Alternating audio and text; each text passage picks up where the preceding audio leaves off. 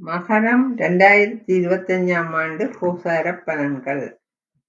சனி பகவான் நீதி, நேர்மை, நியாயத்தைக் குறிப்பவர்.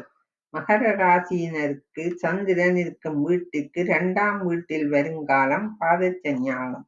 இந்த மகர ராசியில் ஜென்மச்சனி அளவு பாதிப்பு இருக்காது.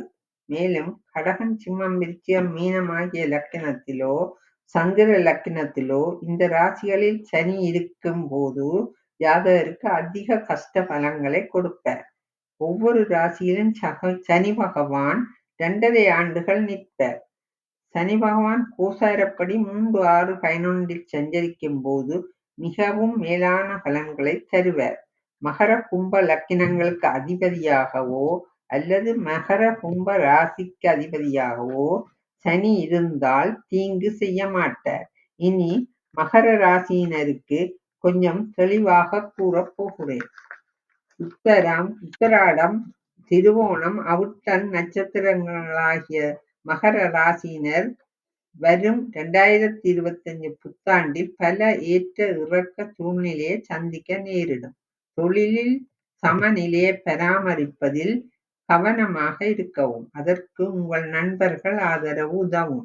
2025 மார்ச் 29 சனி பகவான் 3ஆம் ராசியான மீனத்துக்கு வருகிறார்.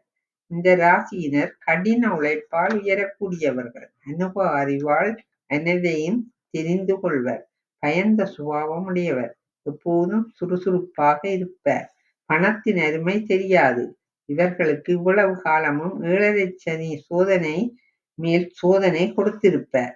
ஆனால் முடிவில் சனி பகவான் கொஞ்சம் நல்லதை செய்துவிட்டுத்தான் செல்வார். இனி 3ஆம் இடத்தில் வலுவாக அமரப் போகிறார். அதிர்ஷ்டத்தையும் யோகத்தையும் உங்களுக்கு அள்ளி கொடுக்க போகிறார். போட்டித் தேர்வுகளில் எழுதுபவர்களுக்கு வெற்றி கிடைக்கும். அதனால் உயர் பதவிகள் கிடைக்கும். தொழிலில் வெற்றி, பேர், புகழ் கிடைக்கும். புது தொழில் வியாபாரம் செய்பவர்களுக்கு அனுகூலம் பெருகும்.